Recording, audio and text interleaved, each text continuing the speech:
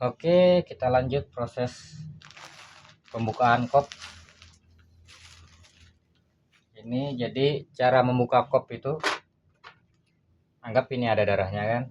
Jadi buka kop, ini posisi nempel, kita longgarkan, kita tarik ini, kemudian kita tahan pakai tisu, baru kita taruh. Nah, kemudian ini usahakan jari sambil menutup pentilnya ini, pentil kop, sambil menekan.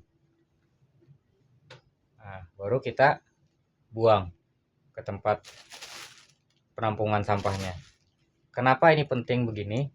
Karena ini begitu kita buka, ini posisi lubang ini dalam keadaan terbuka. Jadi misalnya kita biarkan dia dalam kondisi terbuka begini, begitu darah masuk sini, itu bisa mengucur di sini.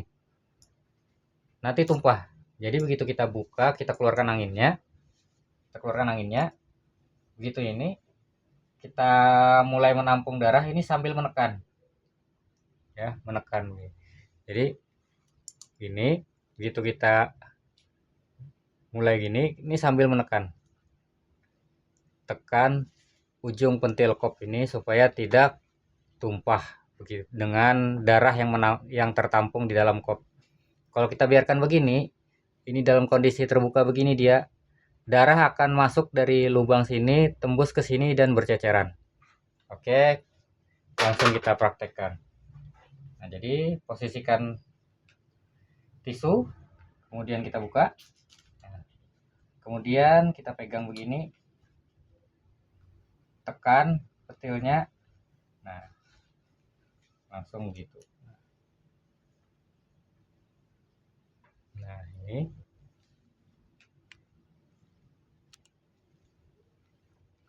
darahnya.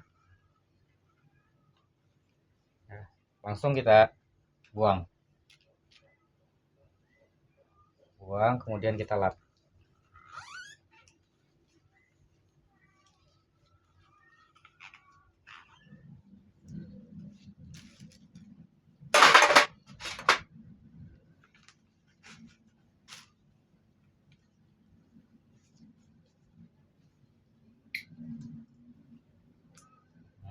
Nah, jadi tekniknya bisa yang kayak tadi, bisa begini.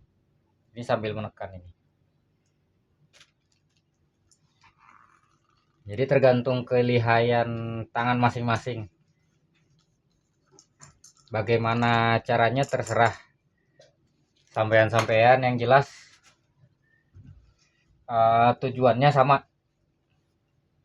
Nah, ada yang tadi begini, ada yang begini, langsung. Nah, jadi langsung tekan lagi dengan jari.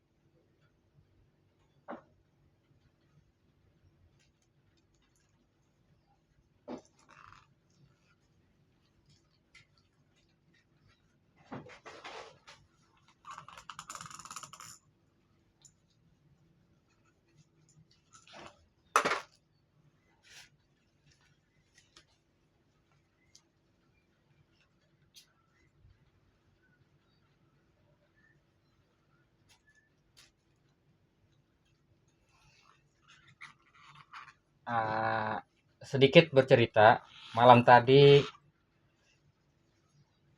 ini buat tambahan ilmu ya. Ya, jadi saya cerita. Enggak apa-apa ya nanti. Nah, muka saya enggak kelihatan, yang penting ceritanya, penting suaranya kedengaran. Jadi saya ingin bercerita pengalaman dan cara penanganan terhadap pasien yang hampir pingsan. Jadi saya malam tadi itu membekam orang yang kondisinya kurang fit dan darahnya rendah. Jadi ada potensi hampir pingsan.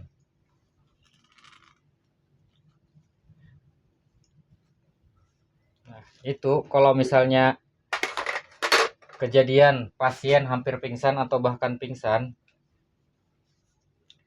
jika dialami oleh penterapis pemula, mungkin dia akan panik. Dan ketika paniknya ini terbaca oleh pasien atau keluarga pasien, itu mungkin mereka akan jerak, berbekam. bahkan mungkin tidak akan manggil kita lagi untuk minta bantuan dibekam dengan kita.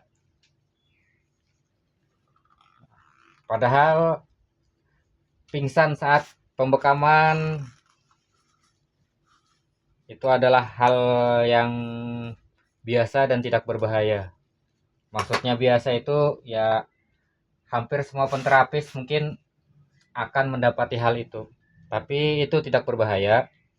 Jadi usahakan ya bagi penterapis jangan terlihat panik. Kemudian jika nanti ada pasien yang pingsan, nanti akan saya ajari lagi tekniknya.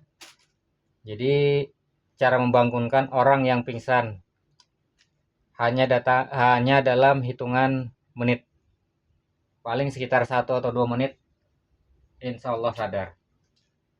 Selama pingsannya bukan gara-gara kepalanya terbentur, tapi pingsan yang misalnya darah rendah, atau bisa juga kadang pasien-pasien saya itu ada yang pingsan, kebanyakannya pingsan karena takut melihat darah. Jadi begitu kita bekam, dia ngelihat darah, pingsan. Padahal orangnya normal, kondisi normal.